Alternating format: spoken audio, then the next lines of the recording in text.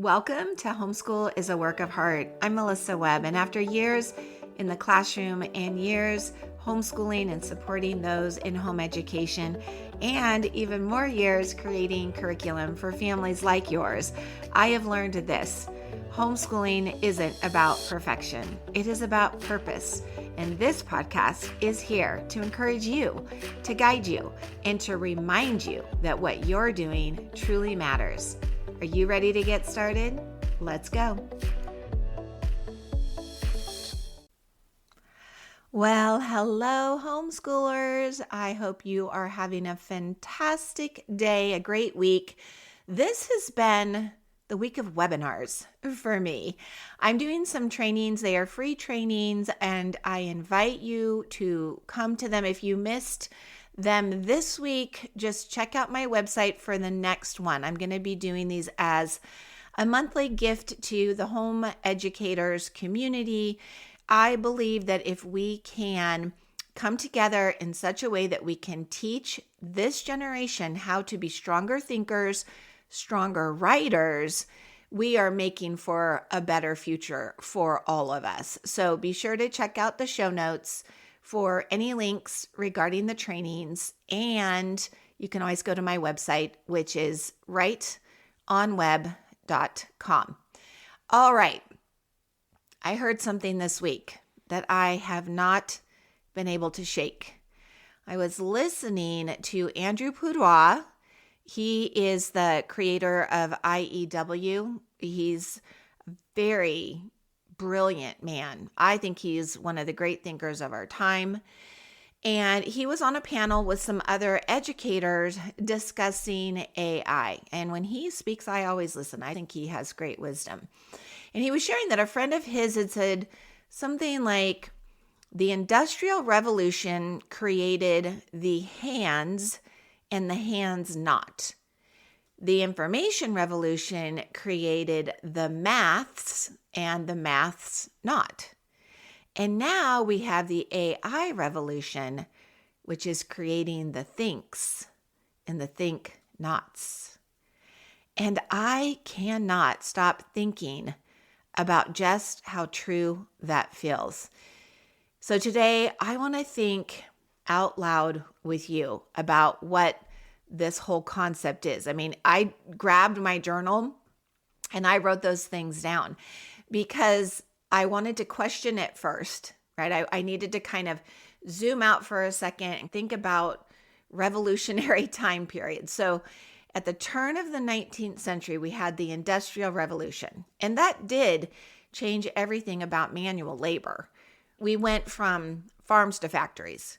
We went from working with our hands to relying on machines. And that's what he meant by the hands and the hands not. But something subtle happened then. The human race became dependent on those machines. I mean, not many of us grow our own food anymore. I have grown tomatoes and peppers and strawberries for fun, but if my family depended on my gardening skills, we would all be in trouble. But then came the information revolution, right? Now we're like, mid 20th century. The internet, the World Wide Web. And this didn't change us physically as much as it changed our minds mentally. And all of a sudden, everyone became incredibly good at accessing information. But we also stopped relying on people the way we once did. Do you see it? It's subtle. We don't ask our neighbors or grandpa how to fix something. We don't call relatives for advice much anymore. We Google it. We go to YouTube. I can fix anything if I have a YouTube video. So now here we are in a new age of AI and robotics, and I feel it. And it's a little subtle, but I want us to be very aware because this one feels different. For the first time, we're not just outsourcing labor. We're not just collecting information. We are at risk of outsourcing our thinking the thinks and the think nots. Like, I get what he was saying, and it really landed for me because I have heard many people say, I'll just have AI do that for me. It's becoming a popular thought. People are not wrestling with ideas as long as they once did. They just ask, they receive, they move on. And not that that's a bad thing always, but it is something we want to be aware of, because getting answers is not the same as thinking. And I want to be really, really clear. I hope you do not hear this week's episode and think that I am all about fear mongering. I am not. I am about awareness, because here's the thing. There are some things about AI that I think are absolutely amazing. It's changing the medical arena. It's helping in so many ways. And you know what else? It's not so great. There are terrible things happening because AI can fool a whole lot of people. So what I want to focus on is our awareness and the awareness we are building in our children. They're going to see things we never saw because it wasn't a capability in our generation or the generation before us, but it's changing. And I believe that pretty much almost everything has the potential to become a problem eventually. Like, I was thinking, maybe I'm due for an oil change, but I could skip it for today. Fine. But for how long? I mean, eventually that's going to become a problem. What if I skipped brushing my teeth today? No biggie. Fine. But what if I didn't brush my teeth for the rest of 2026? Potential problem. If I said, you know what, I'm taking today off, I'm going to ignore my inbox. Fine, for a day. But if I did that for a whole month, that would affect my business. And that's what I want us to be thinking about, the eventually. Sure, people are like, today it's not a problem. Okay. But every one of those things that I just mentioned has the potential to become a problem. And so what about slowly outsourcing our thinking? First, it's just this, and then it's this and this, and then it's this, this, and this. Do you see how it has the potential to be a problem? Now, I know there are people right now saying we don't need to teach writing anymore because of AI. I've had adults say that to me. I've had other teachers say that to me. I've had students say that to me. And I disagree completely. And I will tell you why. Writing is not just a subject. Writing is thinking. When a child writes, she's doing so many things. She is organizing ideas in her head. She's having to solve problems, make decisions. Should I use this from this article that I read, or is that not as important? She's making decisions and she's creating something from nothing on her own. And that's important. If all she did was plug that into AI is going to pick which articles seem to have been the most important. Do we want to give that power to something other than our human ability?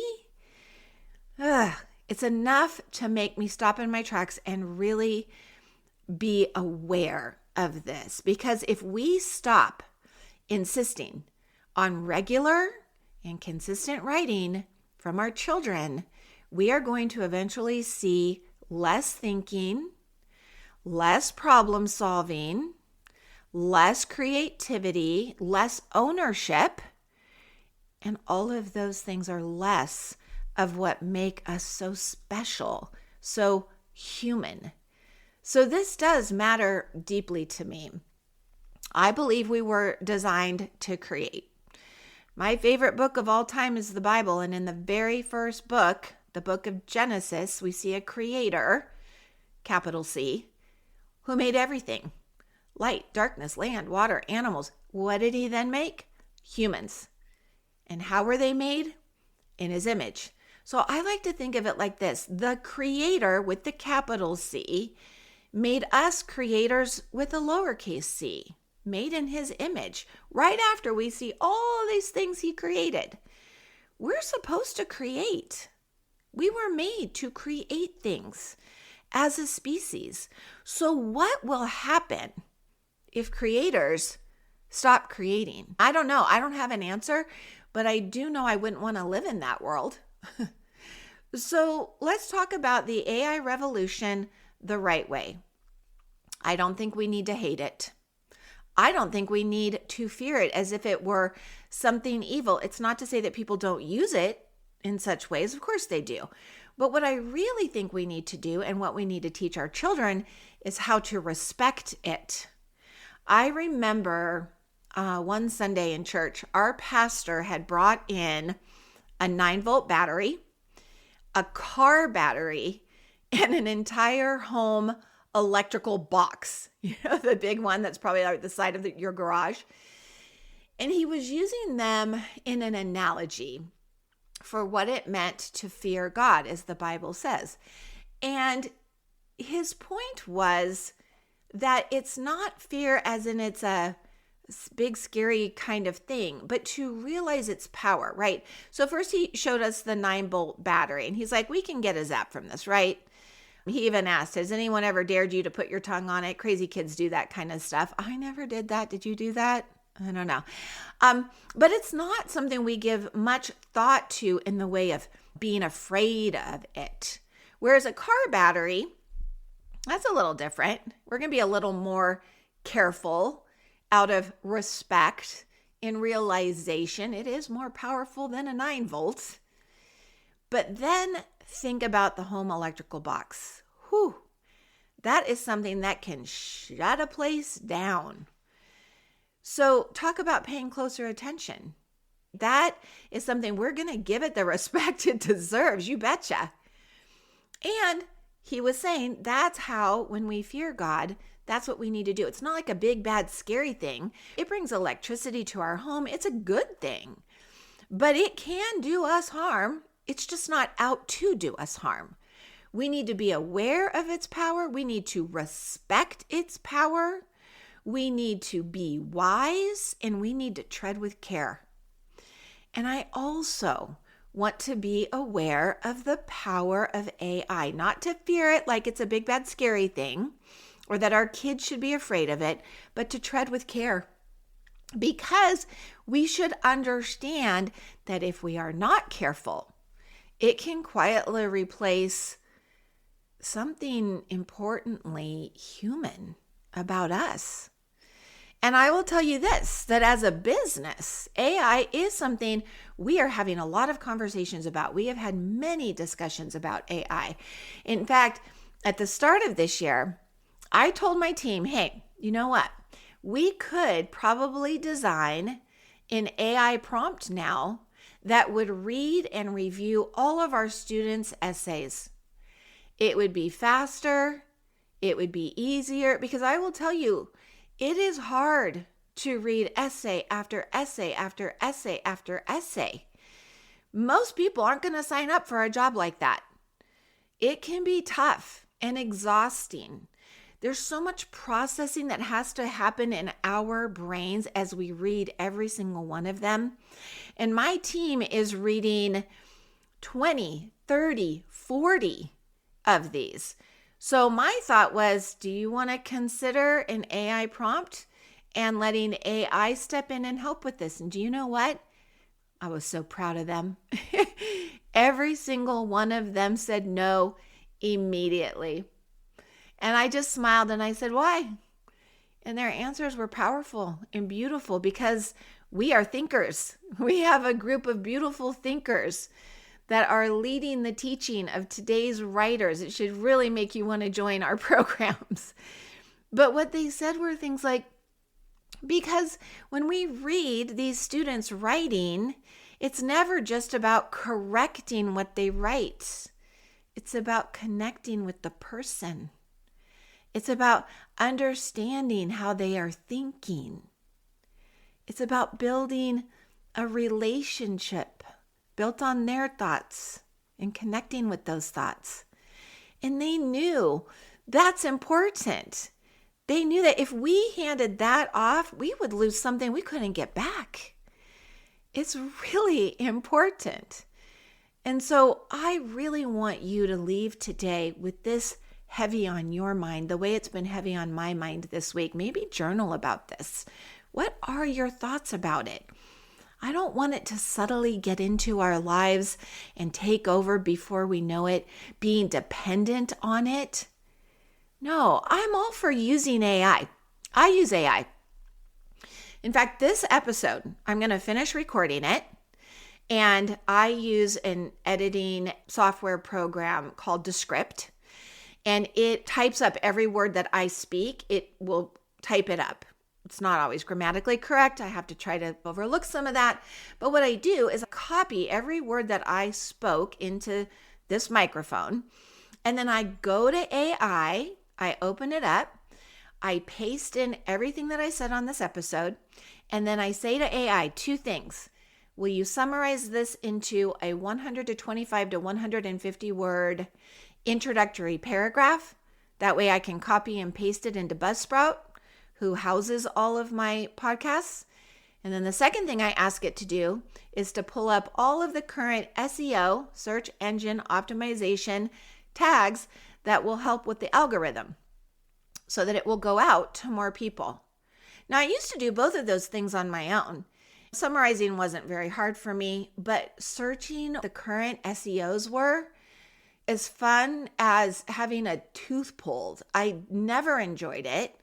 And I had to go to different sites and use different software to help me decide what are the 20 to 25 SEO tags. There's a lot of things that happen behind my business that I'm sure would shock you, just how many things I now know how to do because I've had to do them. And I have spent hours upon hours. Searching SEO tags is nothing I want to become pro at. I don't. So I have no problem, not a qualm in the world, asking AI to do it for me. It's faster, it's more accurate, and it saves me time so I can do something that I do want to be better at doing. So I'm all for using AI, absolutely. It can be incredibly helpful, but I don't disappear inside of it, and I don't want you or your kids to disappear inside of it. We need to stay human on purpose. I want you to encourage your kids to wrestle with ideas.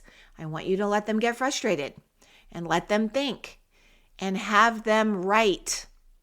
Often, structured compositions, absolutely, I can help you with that.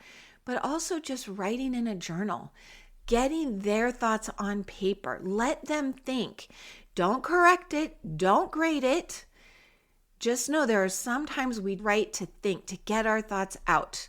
And not because it's easy. In fact, it can be very challenging, but that's because it's also very essential. And maybe alongside all of this technology, maybe we also should choose to do a few simple things that have been lost in those previous revolutions. Why not grow something this spring?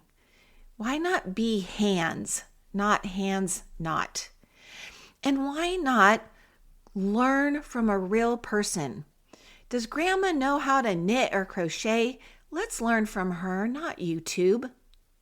And let's struggle through a problem before just reaching for a quick solution. Because in the end, the goal is not to raise people who can just go find answers quickly. No, the goal is to raise human beings who know how to think for themselves. Yes, the future is coming, my friend. So let's raise thinkers who are ready for that. Right on. And that's it for today. Thank you so much for joining me. And hey, if you are feeling stretched thin and you would love some support with teaching writing, I offer programs designed to make that part of homeschooling easier and more enjoyable for both you and your child. I also have free resources on my website, so please be sure to check those things out and subscribe to the podcast. You do not have to do this alone. Right on.